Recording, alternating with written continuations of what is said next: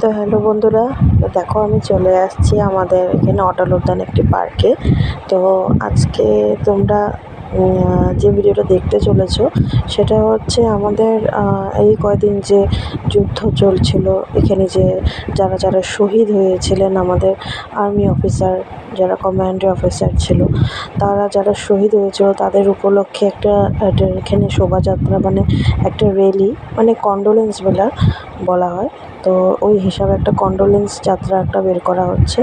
তো আমিও যেহেতু বিজেপির সাথে যুক্ত আছি, তো সেজন্য আমাকে ওখানে ডাকা হয়েছিল। মানে অনেক অনেক লোক ছিল, মানে হাজারও বলতে ভুল হবে, লাখের উপরে লোক ছিল ওখানে। মানে এত লোক হয়েছিল কি বলবো, যে দেখো আমরা আমাদের ভারতবর্ষকে সবাই ভালোবাসি, তো সেজন্য এই যাত্রা।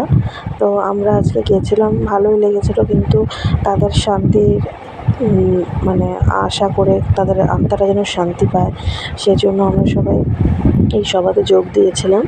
তো যাই হোক, ভালোই লেগেছিলো। এখানে অনেক পতাকা, অনেক মানে অপারেশন সিন্দুরের যেগুলো মানে বোর্ড বানানো হয়েছিল, অনেক অনেক ছিল। তো আমরাও কিছু নিয়েছিলাম। তো আজকে দেখো এখানে ভারত মাতা কি জয় বলে নারা দেওয়া হচ্ছে। তো এদিকে দেখো তারপর আমরা ওখান থেকে চলে আসছিলাম ঘরে।